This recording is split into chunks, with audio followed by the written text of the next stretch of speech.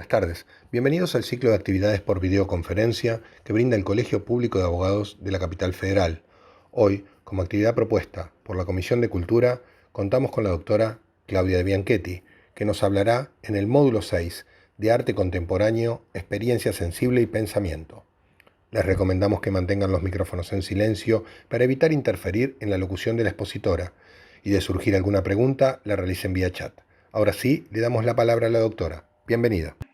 Gracias, bienvenidos todos los colegas que están acá presentes y gracias en particular a los chicos del colegio que hacen posible esta actividad online que nos brinda la posibilidad del colegio.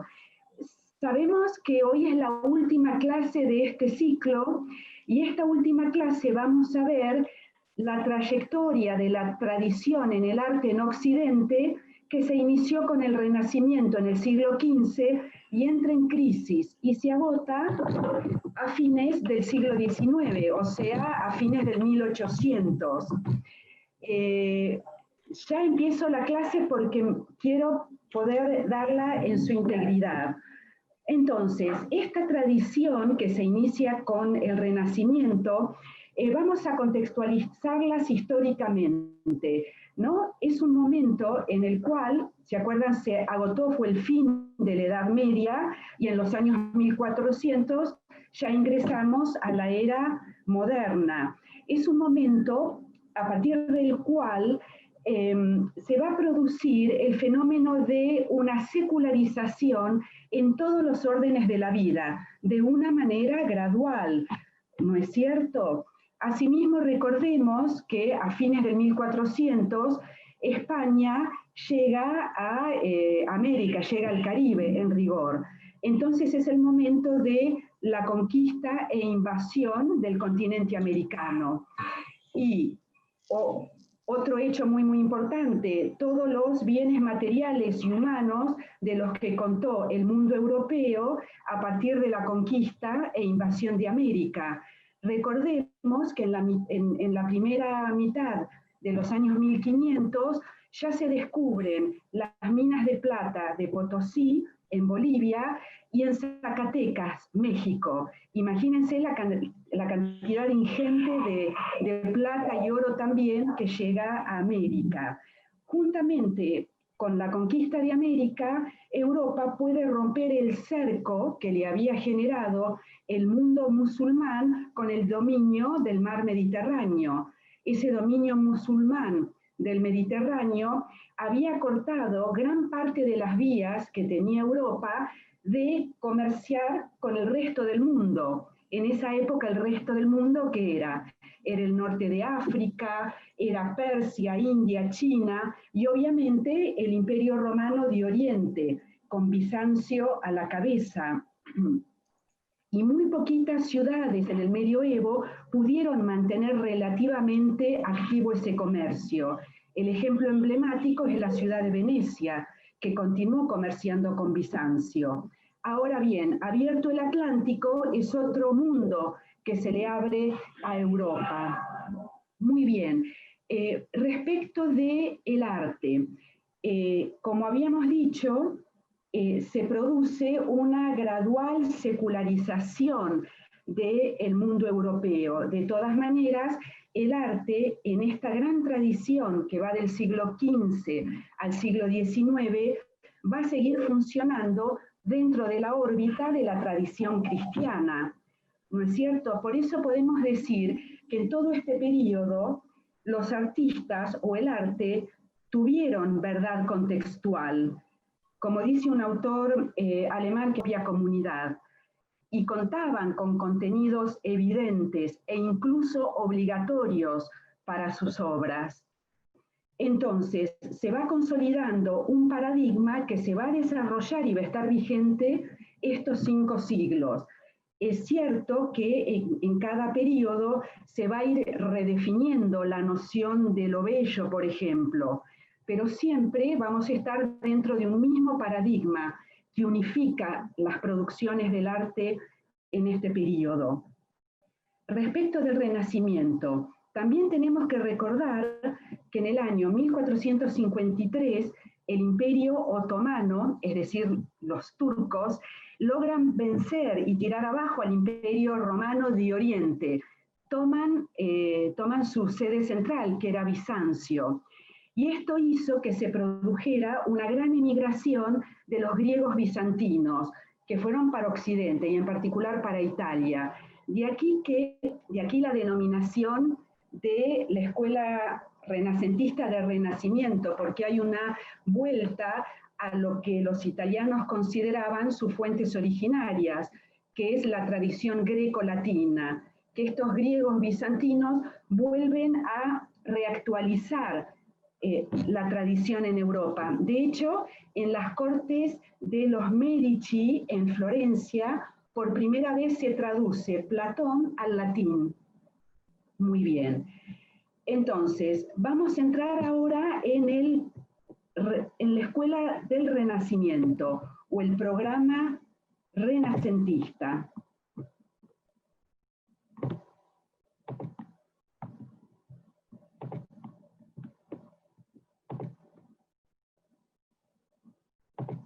Bárbaro.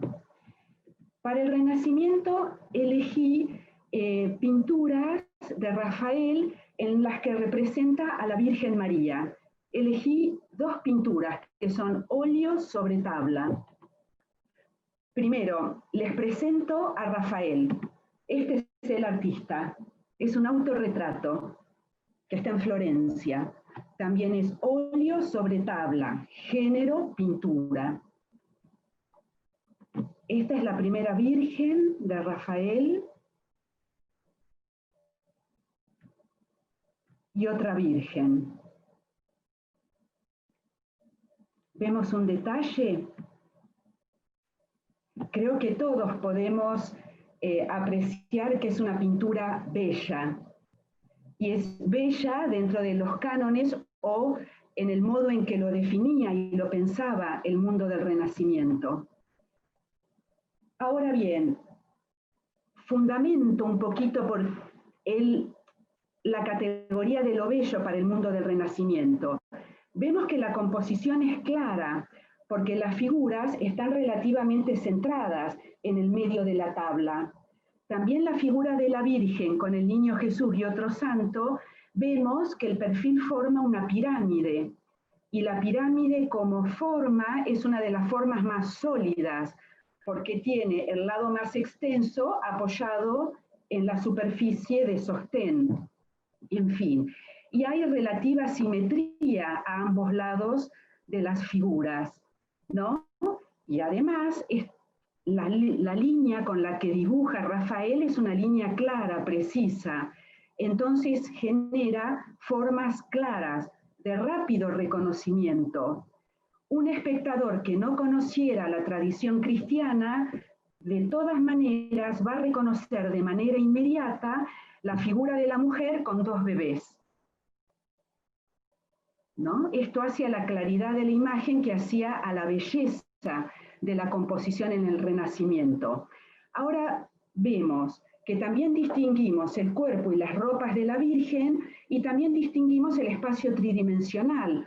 Vemos el paisaje cómo se extiende hacia el fondo, que hay un lago, hay construcciones, hay como sierras al fondo.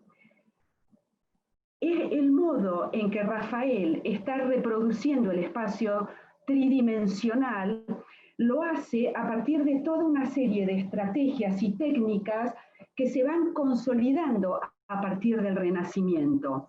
Por ejemplo, la llamada perspectiva atmosférica. Rafael, para reproducir el fondo del paisaje, la lejanía, donde vemos el perfil de las montañas y también la construcción, hay una construcción de casas, podemos distinguir una torre, usó el color celeste clarito. El color celeste clarito es un color que tiene temperatura fría, porque saben que los colores tienen temperatura, y la temperatura hace que recibamos perceptualmente de manera distinta el color. Los colores claros y fríos, como ese celestito del fondo, tienden perceptivamente a generar la sensación de lejanía, se van al fondo. En cambio, los colores cálidos, como puede ser la vestimenta de la Virgen, el torso que tiene, el rojo, como color cálido, perceptualmente se nos vienen para adelante. Entonces los artistas en todo este periodo van a manejar con mucha habilidad la temperatura de los colores para generar espacio como lo logra Rafael. Vemos que el lago y las construcciones están al fondo. También hay otra técnica que es la perspectiva jerárquica. Cuanto más grande la figura, perceptivamente se nos viene para adelante, como la Virgen y los niños. En cambio, las figuras que vemos en el sector superior de la imagen, vemos que las montañas son pequeñitas, están dibujadas en tamaño pequeño, lo mismo que las casas, lo mismo que los arbolitos que están allá. Esa es la perspectiva jerárquica, que no por casualidad la usa Rafael. Él sabe que al hacer las cositas pequeñas, al espectador le da la sensación de lejanía. Y por otro lado, también la cuestión del contorno de las figuras. El contorno menos definido también genera la sensación de lejanía, tal como lo aplica Rafael en el fondo. Ven que no hay contornos definidos, como sí define la trenza de la Virgen, el rostro. Muy bien. Todas técnicas para representar el espacio tridimensional en esta superficie que no olvidemos que es absolutamente plana, es bidimensional. Ahora sigamos apreciando estas bellas imágenes. Ahora paso a otro artista muy conocido que es Leonardo. Leonardo, por el contrario, reproduce no imágenes religiosas, sino imágenes de ciudadanas florentinas, como esta bella Ferronier, que también es óleo sobre tabla.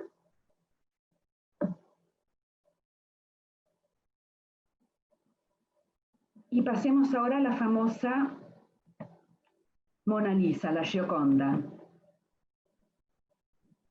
que también es óleo sobre tabla.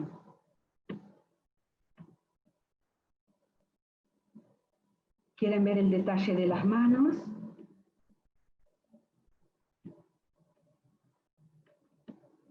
Acá Leonardo sigue utilizando lo que llamamos la perspectiva atmosférica, porque vean que los colores del agua de acá tiende a ser un color celeste frío, que tal vez que en la reproducción no se aprecien tanto.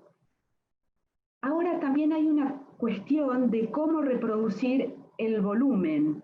Nosotros vimos hasta ahora cómo se reproduce el espacio tridimensional.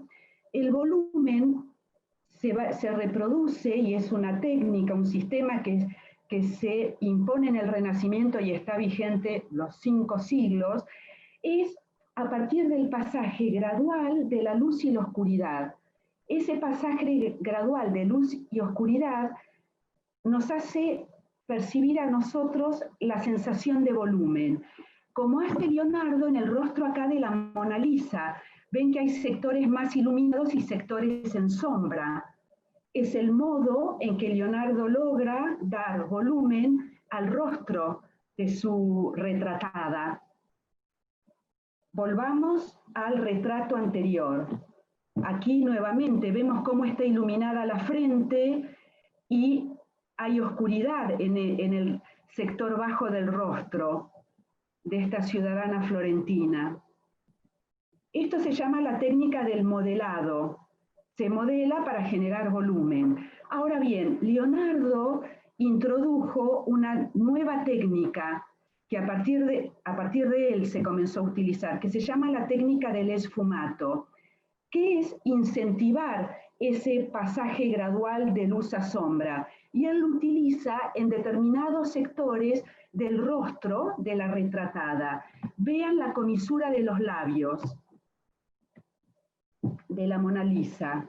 Ahí Leonardo usa el esfumato, lo mismo que en la comisura de los ojos.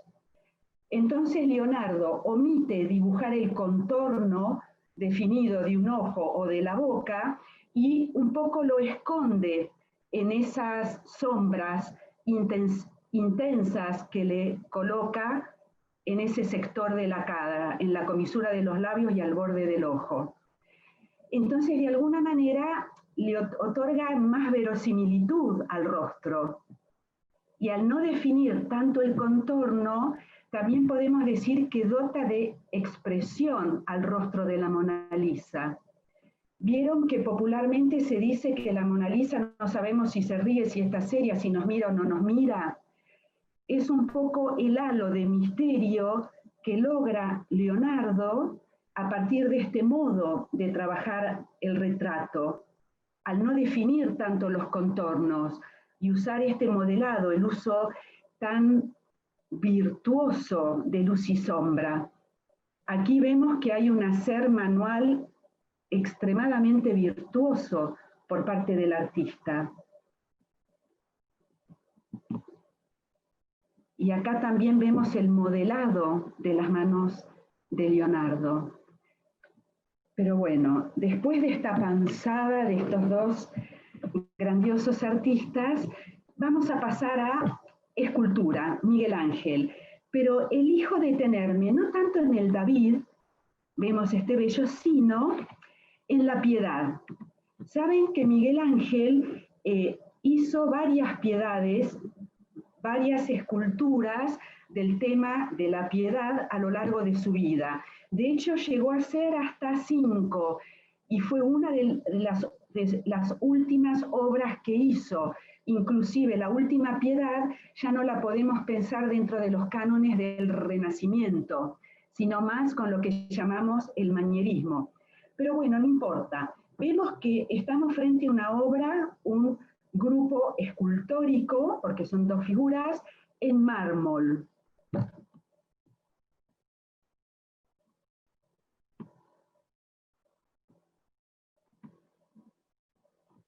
Creo que hasta aquí llegué, perfecto. Podemos decir que es una escultura de bulto redondo. Se llama de bulto redondo a la escultura que el artista trabajó en sus 360 grados, para que nosotros espectadores la recorramos por completo. Por eso las esculturas tienen que ser expuestas en un lugar en donde nosotros podamos recorrerlas por completo. Sería de un mal curador que esta escultura se ponga contra la pared, ¿no? Está hecha para recorrerla, así la trabajó el artista. Sabemos que esta escultura está en el Vaticano. Tiene gran verosimilitud, vean los paños de la Virgen, el cuerpo muerto yaciente de Cristo. Nuevamente, hay un virtuosismo glorioso en este artista. Yo les quiero hacer la siguiente observación. Hay infinidad de interpretaciones en la literatura sobre historia y teoría del arte en torno al hecho de que la Virgen está representada como una persona muy joven y Cristo que tendría la misma edad de Cristo muerto. Entonces, los historiadores se preguntan, ¿qué le pasó a Miguel Ángel? ¿Cómo representó a la Virgen al momento que recién tenía, espiritualmente a su niño Jesús? ¿No? Hay una contradicción cronológica en el tratamiento que hace Miguel Ángel, ¿no? La imagen de esta Virgen corresponde a un Cristo niño, bebé, recién nacido. Yo tomo y me quedo con la interpretación que hace un historiador italiano que se llama Carlo Argan, que en su libro de Historia del Arte Moderno, que es un historiador canónico súper importante, que ya murió, pero no hace mucho, Carlo Argan. La interpretación que hace Carlo Argan es que dice que Miguel Ángel, esperen que me tomo un poquito de agua.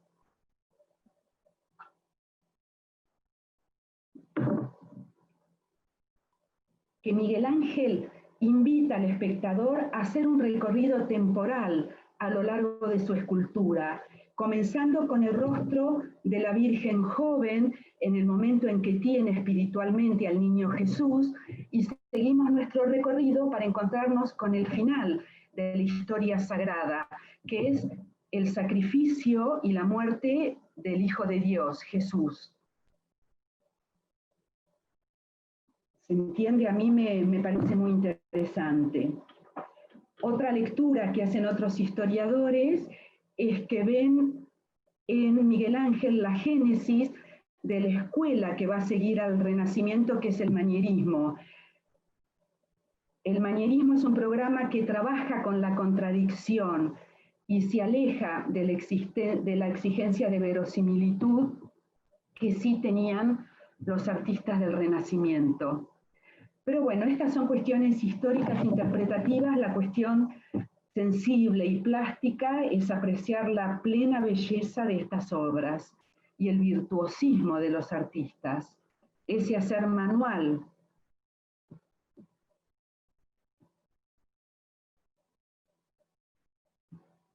Bien.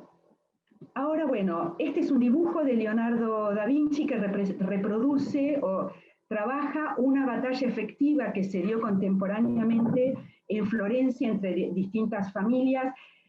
Quiero seguir. Sí quiero presentarles a Alberto Durero.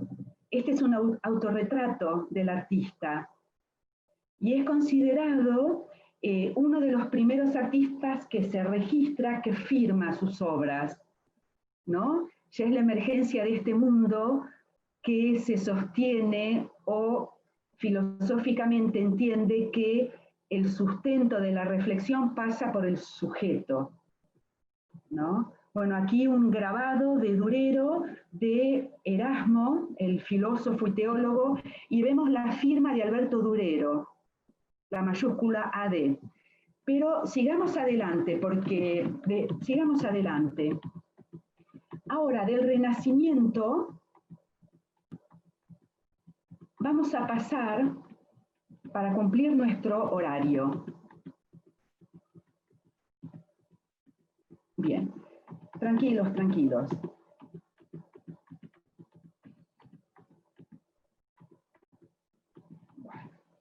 Con el Renacimiento pasamos al Barroco, que no tiene tanta diferencia temporal. Ustedes saben que ubicamos el Renacimiento en los años 1400 y las primeras décadas del 1500.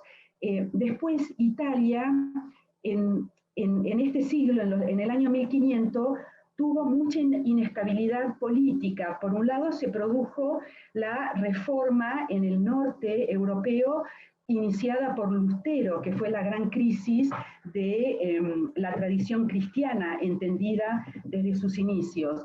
Y también el imperio de Carlos V invadió Italia y saqueó la ciudad de Roma. Entonces, el Renacimiento, con toda su aspiración de un arte equilibrado, simétrico, proporcionado y bello, no pudo sostenerse. Y al Renacimiento podemos decir que le siguió el programa del manierismo, años 1500. Pero ahora quiero ir a otra gran escuela o gran programa de toda esta tradición, que es el barroco. Del barroco podemos decir que como que el barroco es el arte de la contrarreforma, es decir, las respuestas que dio el papado, asentado en Italia, a la reforma protestante de Lutero, ¿no? El papado se reunió en la segunda mitad de los años 1500, en distintos años, celebrando el conocido Concilio de Trento, para reformular y restablecer el dogma cristiano. Hay muchos autores que entienden que el catolicismo, como lo entendemos hoy, surge de este Concilio de Trento, ¿no? Y no hay catolicismo en el medioevo. En fin, el Concilio de Trento también fijó pautas para la producción del arte. Como sabemos que desde el medioevo, cuando la Iglesia hereda toda la tradición greco-latina que le vino del mundo antiguo, la Iglesia resignificó el arte y lo pensó como difusor de la nueva religión y también como dispositivo didáctico. Lo que sucede en 1600 con el barroco es que la Iglesia estipuló pautas más bien determinadas de cómo los artistas debían trabajar su arte. Por ejemplo, se tornó muy crítico trabajar con la tradición greco-latina, porque se le entendía como pagana, que efectivamente era pagana la tradición greco-latina. Y también se estipuló que el arte debía reconquistar a la masa del pueblo. Entonces el arte tenía que tener llegada directa, impactar, emocionar al espectador y devoto. De aquí que el arte del barroco va a tener un carácter y un sentido sumamente teatral. Para eso elegí un grupo escultórico de Bernini, que es otro escultor de un virtuosismo admirable, grupo escultórico que está en Roma. Vamos a verlo, que es el Éxtasis de Santa Teresa.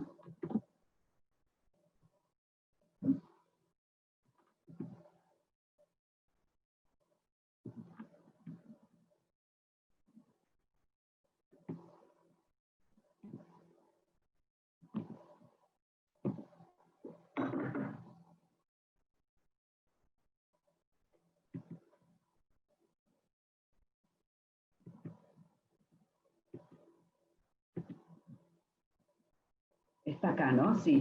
¿Vieron el virtuosismo? Está hecho todo esculpido en mármol por Bernini. Bernini acá está ilustrando un fragmento de un texto de la Santa, de Santa Teresa, que es su libro de la vida.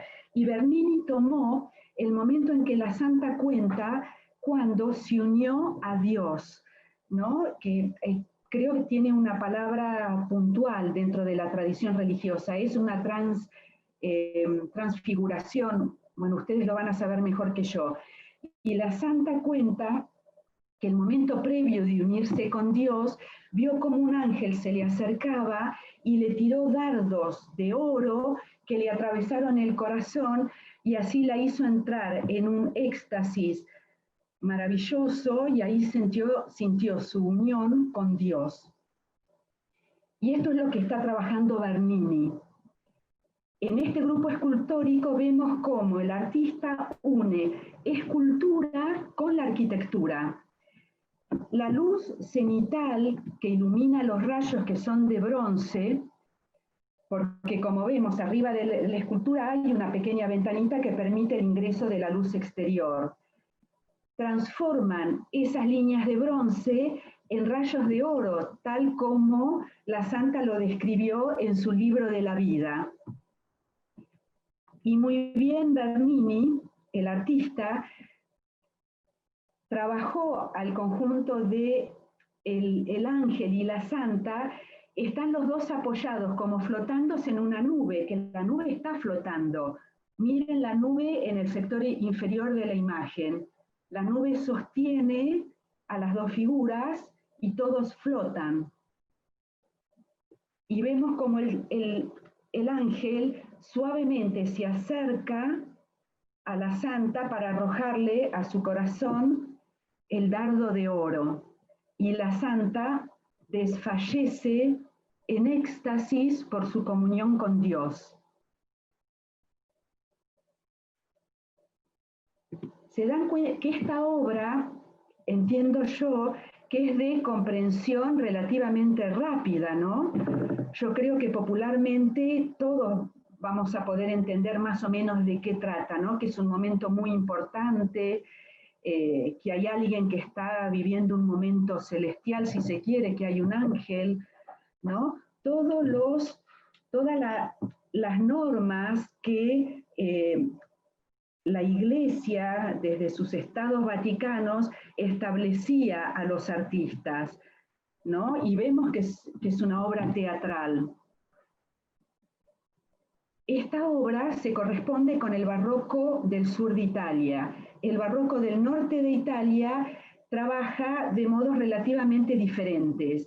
En el norte, en el barroco, lo ubicamos a Rembrandt, a Van der Meer, que son contextos en donde la burguesía comienza a tener el poder, y no como sucede en el sur de Europa, donde los estados vaticanos siguen marcando la hegemonía. Pero bueno, el barroco del norte lo podemos ver en otro momento, porque vamos muy bien. Ahora, bueno, otra obra barroca rápida, este es Caravaggio. Acá Caravaggio está reproduciendo un pasaje de la Biblia que él que leyó puntualmente. En el pasaje de la Biblia, que yo cuando doy clase, otras con más tiempo la leo, Jesús le dice a uno de sus discípulos, que es Tomás, cuando Jesús resucita y se le aparece a sus discípulos, hay algunos de ellos que no le creen que es Cristo resucitado. Y ahí hay un diálogo que está plasmado en la Biblia. Jesús le dice a Tomás, Tomás, toma mi mano, Tomás, agarro tu mano, vení y ponela aquí donde tengo una llaga, y no seas incrédulo, sino tenés fe. En fin. Entonces, Caravaggio, con un naturalismo muy fuerte, reproduce exactamente esa escena. Vemos a Santo Tomás metiéndole el dedo en la llaga a Cristo. Es una obra que en su dureza, por su realismo, vean que los discípulos están representados de una manera como si fueran gente de pueblo, gente que trabaja con sus manos, como operarios, la población, la masa del pueblo, bueno, en este caso de Israel. No idealiza a la figura de los discípulos. Y esto, para la sensibilidad del momento, causaba escozor. Caravaggio era un poco resistido por las grandes autoridades de la Iglesia, por la crudeza de la imagen, ¿no? Y es bien barroca porque vemos que el tema religioso es el que ocupa la integridad de la tela.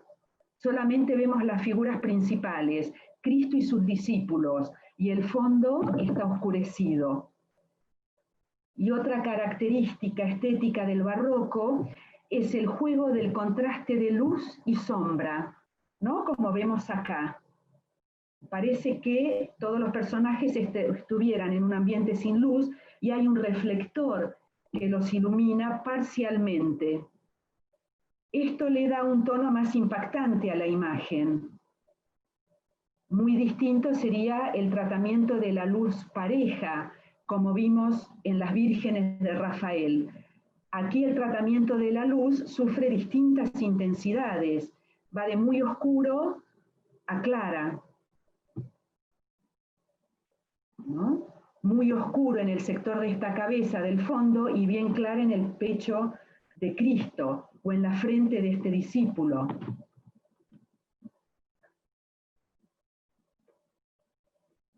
Hay una gran verosimilitud, ¿no? en la representación. Vemos que estamos dentro de lo que llamamos en el arte el sistema representativo o sistema mimético del arte, que es el sistema en el cual los artistas reproducen los fenómenos tal como se le aparecen a un sujeto en la vida empírica. Esa es la definición del concepto de arte representativo o arte mimético. Como vemos acá, la verosimilitud es notoria. Dejemos el rococó porque vamos a un momento interesante de la historia, el neoclasicismo. Muy bien. Hago un pequeño paréntesis. Se dan cuenta cómo estamos frente a obras que son el resultado de un trabajo maravilloso de parte de los artistas, ¿no? Que tienen un desarrollo virtuoso y manual en su hacer artístico. Y es así como entendemos la obra de arte como un objeto singular y único, de gran valor y perdurable. Recuerden que esto es justamente lo que en el siglo XX nuestros artistas contemporáneos van a impugnar. ¿Se acuerdan con la caja de jabón para lavar la ropa que presenta Andy Warhol o el francés que agarra la rueda de bicicleta y la da vuelta? Todos gestos que hicieron los artistas del siglo XX para romper con esta tradición que se va consolidando siglo tras siglo, ¿no? Y que por eso permitió concebir que el arte podía definirse a partir de la constitución inmanente del objeto arte, ¿no?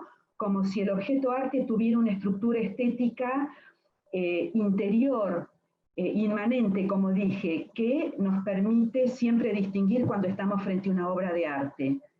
Eso, en nuestra contemporaneidad, ya no está vigente. Pero vayamos al neoclasicismo. El neoclasicismo tiene que ver con la Revolución Francesa, ¿se acuerdan? 1789. Por eso se dice mucho que es el arte de la revolución o el arte al servicio de la revolución.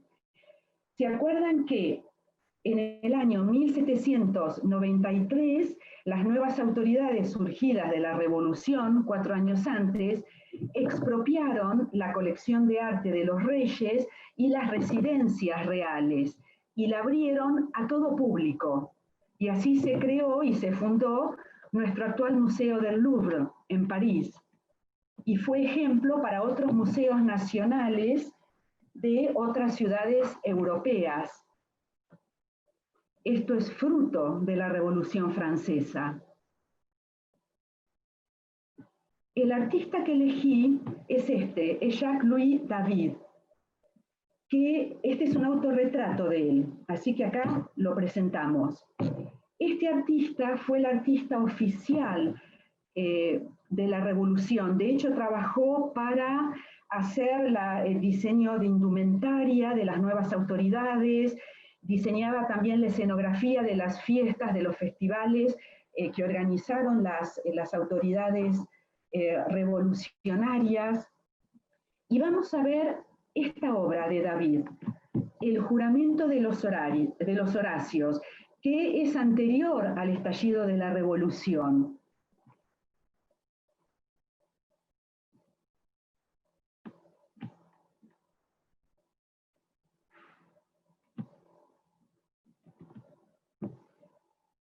Voy a hablar un poquitito del contexto del neoclasicismo, que lo vamos a ver plasmado en esta tela de grandes dimensiones que está en el Museo del Louvre. Y si el testimonio de la gente que está frente a esta obra, en general el testimonio es que el espectador se siente que está ante un hecho de suma importancia. Lo que pasó con el programa del neoclasicismo es que va a ser un arte sumamente narrativo porque los contenidos temáticos, históricos de las obras van a cobrar centralidad. ¿Por qué? Porque decimos que es un arte que estuvo al servicio de la revolución, ¿no? Los artistas estaban muy compenetrados con los grandes filósofos de este periodo, como Voltaire, Rousseau, etc. Y estaban, bueno, imbuidos de las nuevas propuestas filosóficas y políticas. Entonces, los artistas del neoclasicismo van a brevar de la tradición de Roma y Grecia clásicas, ¿no? Por distintas razones.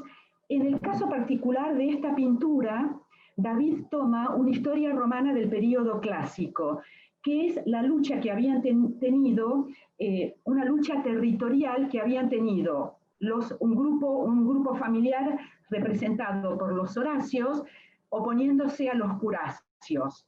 Y esta pintura ilustra el juramento que hacen los hermanos Horacios frente a su padre para ir en lucha por su territorio, que sentían que les pertenecían y tenían que enfrentar a los Curacios. Y vemos a la izquierda cómo David representó con nitidez los cuerpos de los hermanos. Vemos el brazo extendido de uno de los hermanos, donde vemos el codo y los músculos y los huesos muy bien dibujados. Los mismos, los músculos de las piernas de los hermanos y lo mismo las piernas del padre. En el neoclasicismo, el dibujo cobra preponderancia. Tiene que ser un dibujo claro y definido para que las formas sean cerradas y rápidamente legibles. Muy bien. Y la tela podemos decir que está dividida en dos partes. A la izquierda, la fortaleza de los hermanos que hacen el juramento, hasta de por vida. y a la izquierda vemos a las esposas de los hermanos que se desmoronan en dolor, y también vemos que están los hijos de los que están de los hermanos, ¿no? Las corrientes feministas hacen una lectura de género en esta pintura, porque dice que acá hay una definición de género. El masculino tiene que ver con el heroísmo y la tenacidad, en cambio lo femenino con la debilidad y la sensibilidad. Muy bien, y otra cosita más para hablar del neoclasicismo. Y el neoclasicismo también recupera la tradición grecolatina, porque recordemos que es en la década del 90 de este siglo, de 1700, cuando descubren los restos de Pompeya y Herculano, que habían sido pueblos del Imperio Romano del siglo I de nuestra era, que habían quedado enterrados por la erupción de la lava de los volcanes. Y bueno, descubiertas en este periodo también fue un revival a todo nivel, a nivel artístico, literario, filosófico, muy importante. Y el contenido de esta pintura, que vemos que es bien narrativa, porque vemos que es el juramento entre un padre, las hermanas llorando, el contenido de esta pintura no es ingenuo y no es casual, porque nos está hablando del heroísmo de morir por valores superiores a la propia vida, como es la lucha por el propio territorio, como es puntualmente la historia romana de los Horacios, ¿no? Por eso decimos que son artistas que están trabajando con el nuevo ideario de ese contexto tan revolucionario que fue el fin de las últimas décadas de 1700. Y les quiero mostrar un retrato de aparato de Napoleón, porque después, cuando asume Napoleón, David se hace también el pintor oficial de Napoleón. Hizo muchos retratos del general como este, que acá David está emparentando a Napoleón, que está cruzando los Alpes, con otro héroe clásico, que es el general cartaginés Aníbal, que en su lucha contra Roma también tuvo que cruzar los Alpes. Y se cuenta que lo cruzó con elefantes. Entonces, en el modo de trabajar el retrato, David, el artista, le da envergadura también al general Napoleón al emparentarlo con la historia de Aníbal. Y ustedes saben que cuando cae Napoleón, pobre David tuvo que exiliarse de Francia y murió en Bélgica. Ahora entramos a otro programa del romanticismo, que podemos decir que el romanticismo corre de alguna manera paralelo al programa del neoclasicismo, porque ya hay arte y pensamiento y filosofía romántica a fines del siglo XVIII, ¿no? Entonces a fines de los años 1700. El romanticismo también tiene que ver con la Revolución Francesa, pero también con la Revolución Industrial. Ustedes se acuerdan que tenemos el llamado el primer pasaje o fenómeno de la Revolución Industrial que se dio en la segunda mitad de los años 1700. ¿No? En la década de 1760 se inventa la máquina a vapor y se la patenta en Inglaterra. Y se hace el uso de la máquina a vapor a la industria, y ahí se produce una revolución en los modos de comunicación, por tren, por el barco a vapor. También se produce una cantidad de objetos en cantidad nunca antes vistas en toda la historia de la humanidad, ¿no? Particularmente se destaca la industria textil.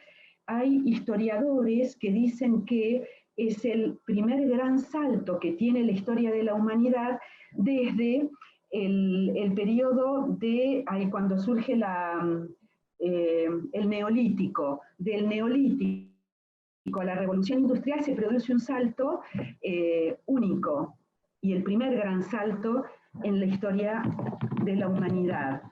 Entonces, con todos estos nuevos avances materiales y desde la técnica, hubieron muchos pensadores contemporáneos que fueron cuestionando las direcciones que iba tomando el rumbo civilizatorio.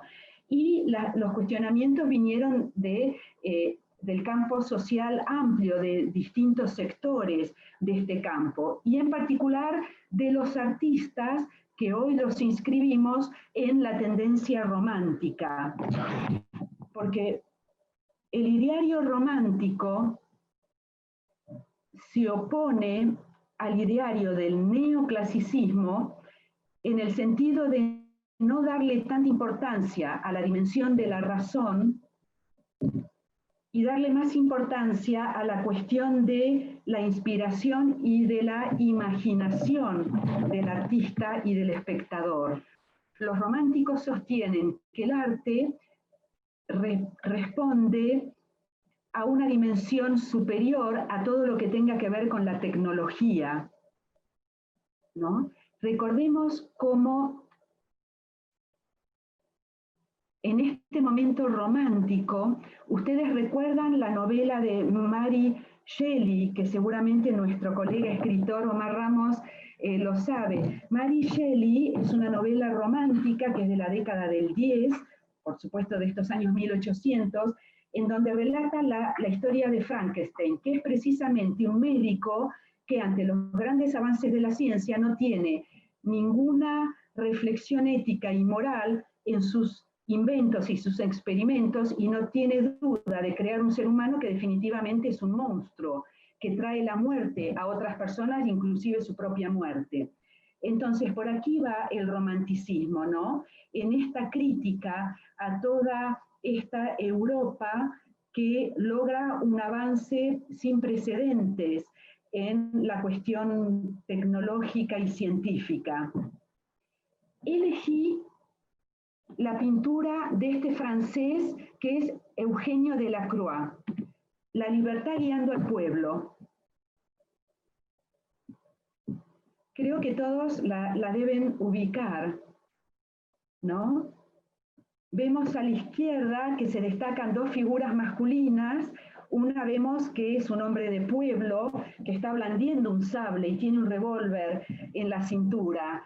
Más al lado de él hay un burgués, le vemos la copa, su camisa con su moño y fusil en mano. Y detrás de ellos toda una multitud que se pliegan a la revuelta. Y en el centro vemos la figura femenina, que es una figura alegórica, una figura femenina estilizada. Es la alegoría de Francia, de la libertad, de la guía, ¿no? Y vemos que tiene en su mano la bandera francesa. Y a la derecha vemos un niño que está blandiendo armas. Y en el sector inferior de la pintura vemos cadáveres. Delacroix pintó gente muerta. Y también al pie de la alegoría de Francia pareciera ser que hay un hombre pidiendo clemencia, un hombre herido. Delacroix está representando una revuelta que se vivió en Francia, en la capital, en París, contra el rey de ese momento, que era Carlos X. Carlos X había tomado medidas restrictivas contra la libertad de prensa y también se había involucrado y restringido la actividad del Parlamento francés. Entonces se produjo una revuelta que los historiadores entienden que tuvo un carácter más burgués y no tan popular como Delacroix lo representa en su pintura. Pero vemos que esta pintura es una pintura que de alguna manera nos hace plegarnos a esta multitud de activistas, ¿no? Vemos el fragor de la situación, vemos todo el humo trabajado atrás de la figura. Vemos a los mismos ciudadanos con armas en mano blandiéndolas. la figura alegórica de Francia que está avanzando hacia nosotros, ¿no? Es una imagen emotiva que nos llega, ¿no? Esto hace al ideario romántico, ¿no? Porque busca involucrar emocionalmente a los espectadores. Este canon romántico yo entiendo que sigue vigente hoy en el siglo XXI, cuando todos nosotros estamos frente a una obra de arte y decimos, la obra no me llega, no me conmueve.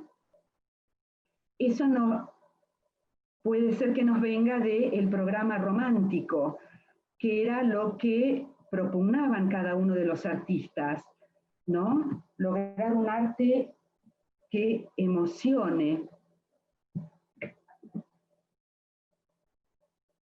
¿Qué más les puedo decir? ¿Y cómo no va a emocionar si vemos que el artista nos reprodujo cadáveres? ¿No? Y vemos la multitud que avanza en pos de las libertades individuales. Vamos a pasar a otra obra romántica que también tiene contenido histórico, que es la pintura de Goya, que está en el Prado, Los fusilamientos del 3 de mayo. Acá también Goya cuenta las ejecuciones por parte del ejército francés que ocupó España a fines en la segunda, a fines del en los primeros años del 1800, fue la ocupación de Napoleón. Y Goya eligió para representar el momento más dramático, porque hubo un levantamiento en la ciudad de Madrid el día 2 de mayo de 1808, pero al día siguiente y de noche, de madrugada, el ejército francés ejecutó a todos los activistas, de noche y sin testigos. Entonces Goya, como buen romántico que era, eligió el momento más dramático, ¿no? El momento final de el pueblo madrileño que luchó por su propia libertad.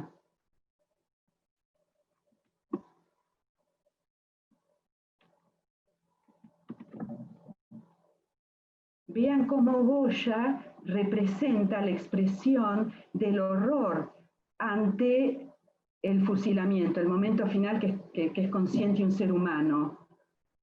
Miren, hay caras de terror. Acá vemos un fraile que está rezando. Y fíjense que acá en el medio de la tela hay un madrileño que se tapa la cara. Y además, en el sector izquierdo, también el artista reprodujo los cadáveres recientemente fusilados, uno arriba del otro. Y también vemos cómo van llegando desde la ciudad otros madrileños para encontrarse con su destino final.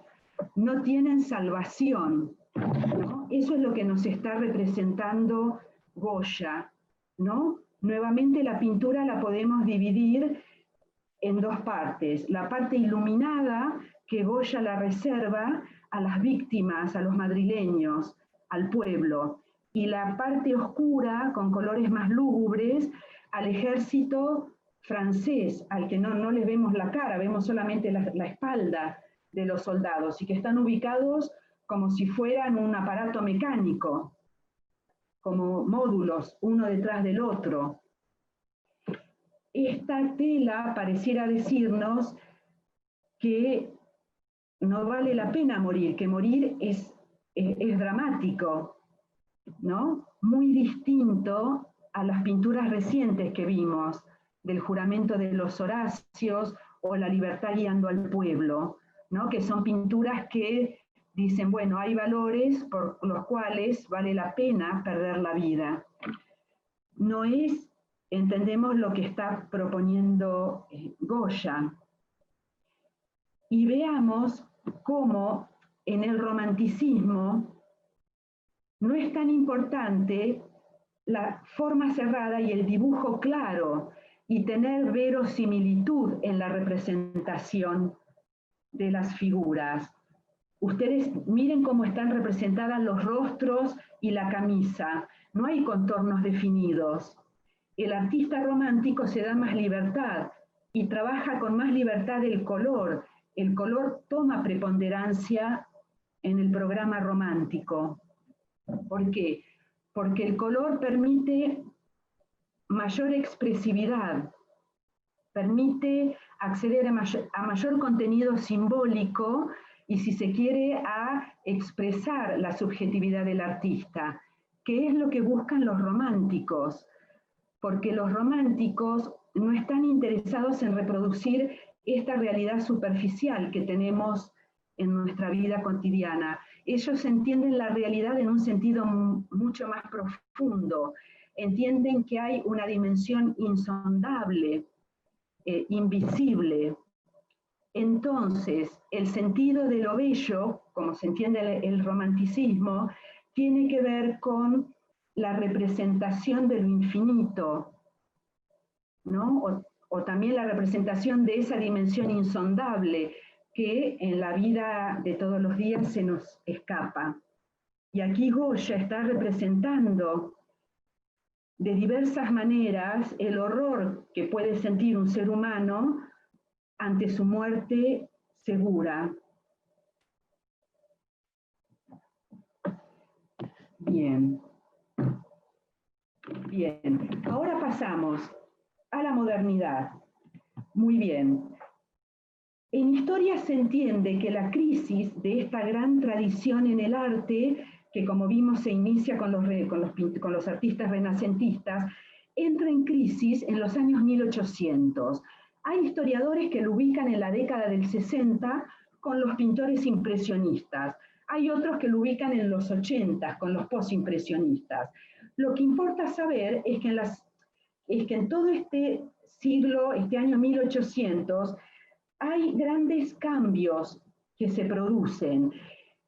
Culturalmente, la sociedad empieza a cuestionar los fundamentos de la propia sociedad contemporánea, que es caracterizada como la sociedad victoriana y post-victoriana, en referencia al reinado largo de la reina Victoria. ¿Se acuerdan que reinó desde el 1837 a 1901, que es cuando muere, y que es el momento de mayor apogeo del Reino Unido? Entonces, los artistas de este periodo van a cuestionar los valores morales de esta sociedad, ¿no es cierto? Y así el campo artístico va a ir dejando de lado paulatinamente la tradición y la órbita cristiana. Se va a ir corriendo de esa tradición. Entonces decimos que a fines del 1800 el arte es como que pierde verdad contextual, ¿no? El arte ya no se sustenta en el poder de la iglesia y el poder civil de los reyes, de los emperadores, o del poder político de turno, ¿no? Es como que los artistas están construyendo un nuevo lenguaje comunitario. Y de ahí que pensemos que muchos artistas van a producir por fuera de la sociedad, por el margen de la sociedad. Un ejemplo popular muy conocido es el de Van Gogh, que Van Gogh, un gran artista, nunca vendió una obra en vida, salvo su hermano, le compró una pintura, pero el hermano, que era Marchand, lo hizo para adelantarle fondos para que, bueno, Van Gogh pudiera comprar materiales y pagar modelos para poder pintar. Pero fue un artista que efectivamente produjo en el margen, ¿no? Y esta es la crisis del 1800. Y vamos al impresionismo. Muchos autores entienden que con estos artistas es cuando podemos empezar a ver nuestro programa moderno. Pensemos que en este momento son muy importantes y son hegemónicas las corrientes positivistas en filosofía, y los impresionistas abrevan del positivismo, ¿no? Porque el positivismo, ¿se acuerdan?, que entiende que el único conocimiento legítimo es el que proviene de las ciencias. Y es cierto que las ciencias en este periodo también habían dado un salto único en la historia. Y de hecho, en este periodo se produce por primera vez la fabricación industrial de la pintura.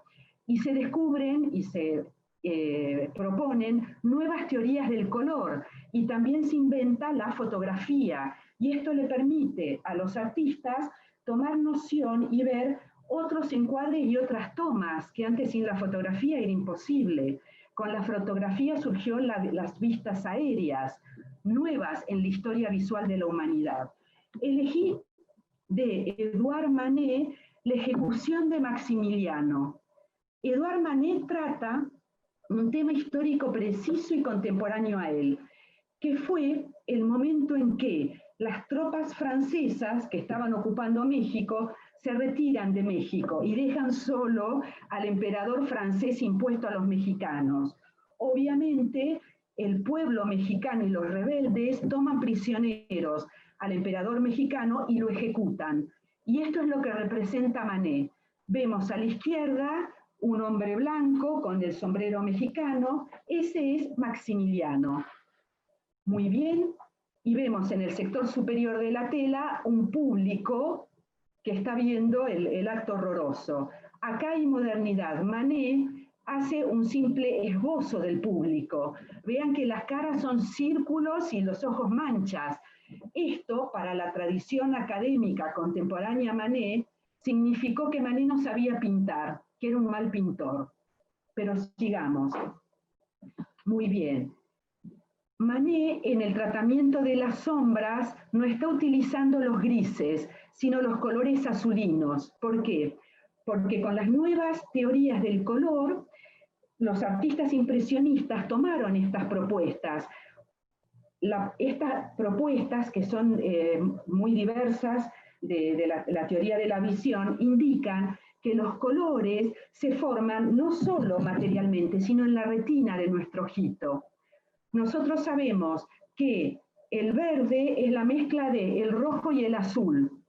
Ahora bien, si un pintor pinta una mancha verde y al lado le pega, pinta una mancha roja y al ladito le pega una mancha azul, el espectador se aleja y no va a poder distinguir el borde del rojo con el borde del azul. Lo que pasa en nuestra retina es que nuestro cerebro mezcla los colores y nosotros generamos el verde. Eso usaron los impresionistas. Por eso la pintura expresionista es muy luminosa. Comparen esta pintura o cualquier otra impresionista con las pinturas del barroco o la Mona Lisa de Leonardo, que son oscuras.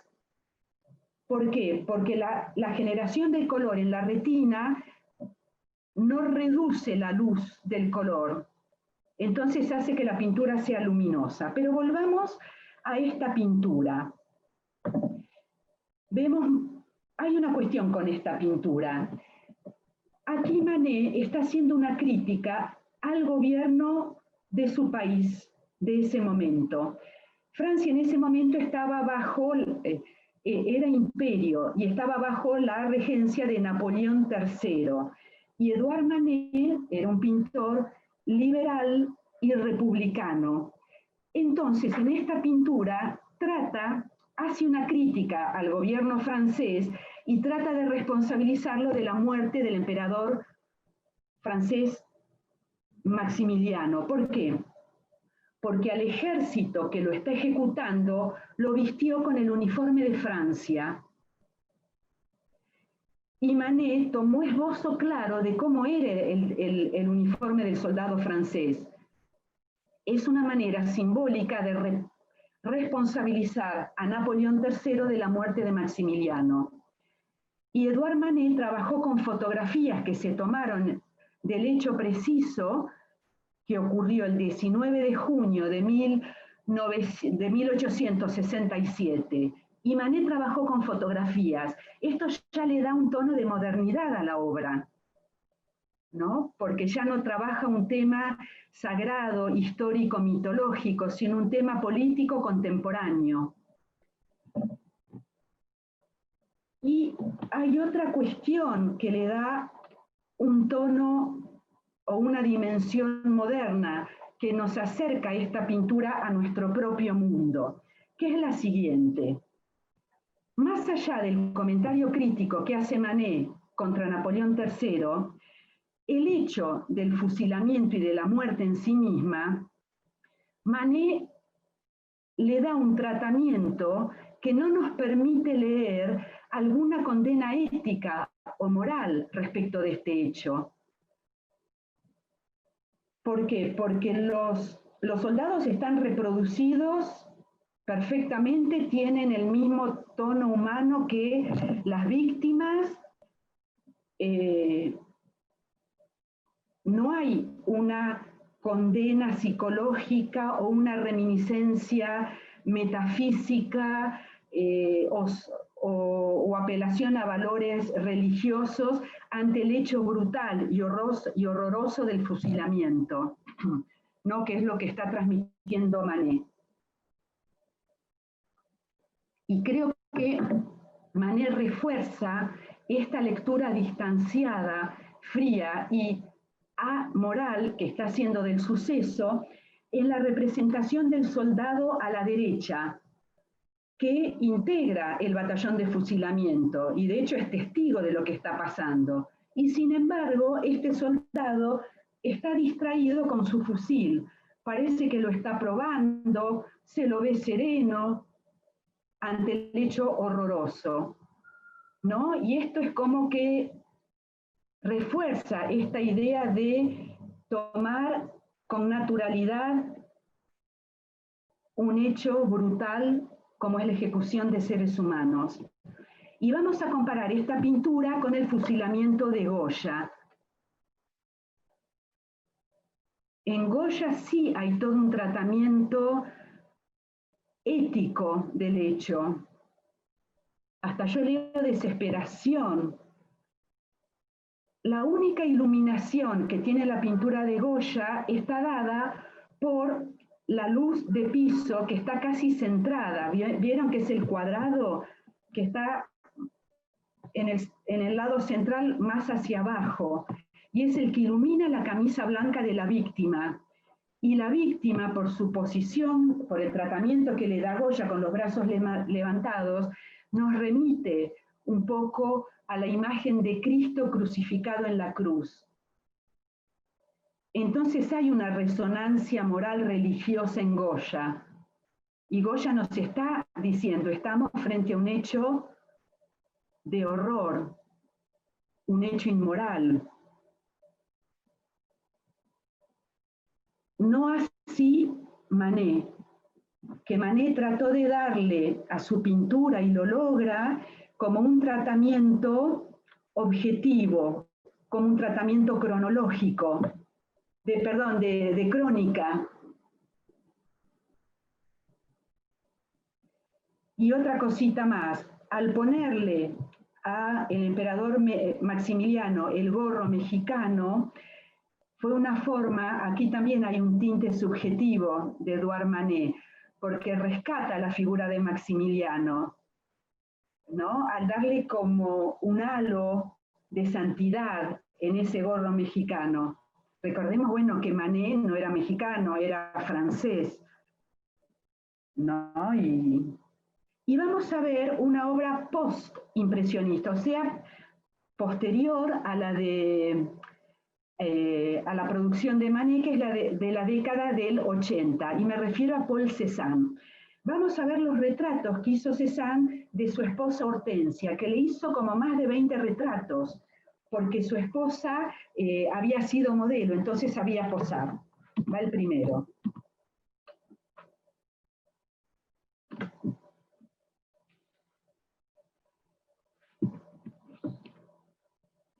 Y va el segundo.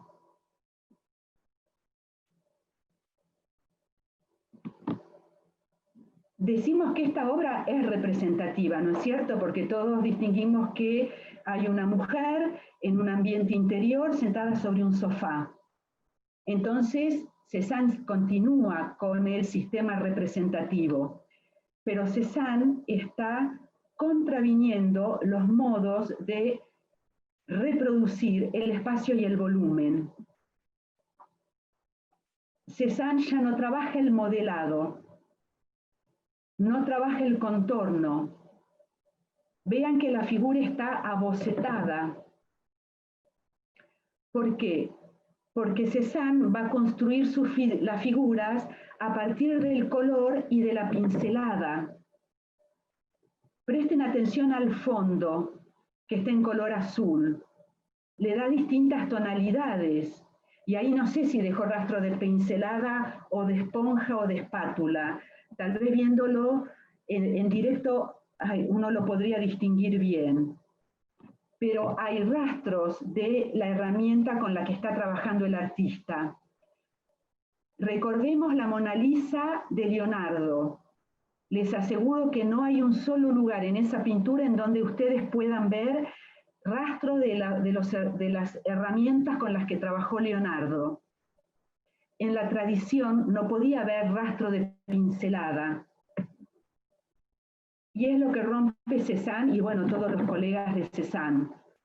Y sin embargo, logran producir una figura sólida que esté en un espacio.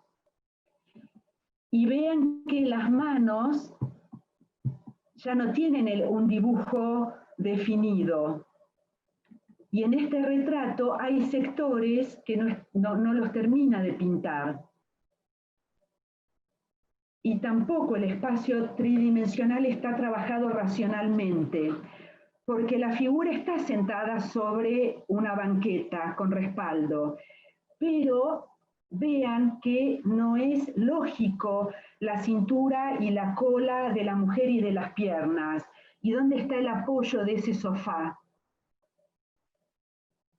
Y después el espacio que está por detrás del sofá donde está sentada la figura, hace como una curva.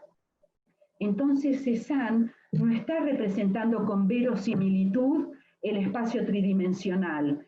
Y esto hoy nos parece un cambio pequeño, pero fue un cambio terrible para ese momento. Recuerden que en ese momento en Francia, bueno, y sigue ahora, todos los años se celebraba el Salón Nacional de Pintura y Dibujo.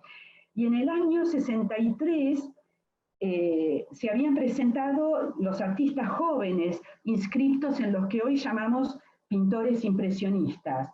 Y bueno, los impresionistas no fueron aceptados para participar en el Salón Nacional de Pintura de Francia del año 63. Pero se estilaba que aún los rechazados por el jurado, todos exponían conjuntamente, los artistas premiados, los que habían recibido una mención y los que habían quedado fuera de concurso. Pero ese año, en 1863, los pintores consagrados estaban tan horrorizados de ver pinturas como esta o la que vimos de Manet, que dijeron que no querían exponer sus obras junto a esos artistas jóvenes y le pidieron al jurado que quedaran fuera del recinto de exhibición. Y bueno, así efectivamente sucedió. Entonces los chicos jóvenes excluidos pidieron un espacio particular para poder exponer igual sus obras, aunque fueran rechazadas. Y ahí se generó el Salón de los Rechazados, y ahí expusieron los impresionistas. Y les aseguro que todo el público y la crítica iba a ver esas obras y se burlaban de las obras impresionistas, ¿no? Entonces fue un cambio, por supuesto son cambios que se van dando gradualmente, pero son cambios en el campo social y en todo orden que se van dando. Y yo una cosa más, en la obra vean que acá Edouard Manet pintó la cara del emperador Maximiliano sin hacerle gran detalle de la cara. ¿Por qué? Porque esa cara está expuesta a la luz directa del exterior, y la luz del exterior aplana el rostro y desdibuja facciones. Los artistas impresionistas, como tuvieron la oportunidad de salir a pintar en exteriores fuera del taller, gracias a la invención de la pintura industrial, estudiaron el fenómeno de la luz y cómo incide sobre los objetos y las figuras. Entonces el artista impresionista empezó a tener en cuenta cómo ve el observador y no cómo pensamos cómo son las cosas. De aquí que las figuras a la luz natural los artistas impresionistas dejaran de dibujarlas con detenimiento y las aplanaran o dejaran una mancha blanca, porque así es como vemos a la luz los objetos. La luz desdibuja los objetos, ¿no? Y bueno, todo eso fue leído como falta de técnica, ¿no? A ver, algo más que les puedo decir de... Sí, no, ya es la hora. Vamos a, bueno, stop share, 1000 disculpas, hay que respetar. Bueno, y acá voy a leer los chats de ustedes.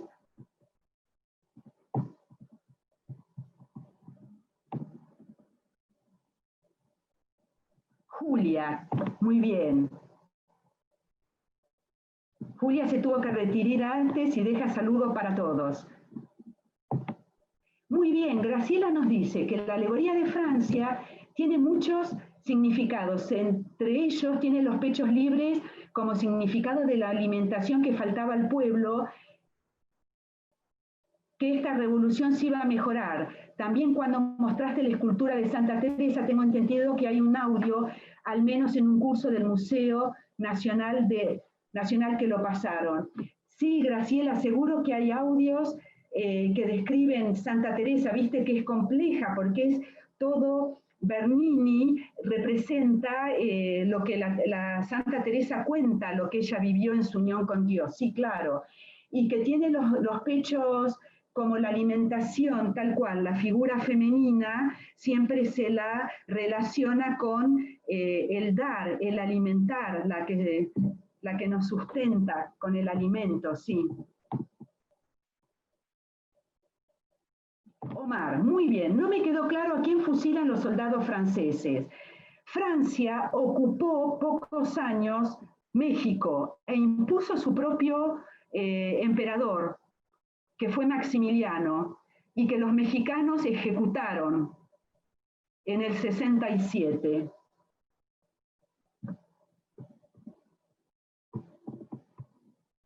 Sí, muy bien, Napoleón, y muy bien, me dice Omar, es cierto, Napoleón III era el emperador de Francia en ese momento, muy bien. Y Graciela me dice que recuerda que Modigliani también le pasó que tenía problemas para exponer su obra y tuvo que hacerlo en bares, restaurantes, no tenía galerías. Es así, los artistas del programa moderno les costó mucho ingresar al sistema y realmente lo padecieron. Hay un guión de ópera que da cuenta de esta situación, que es La Bohème.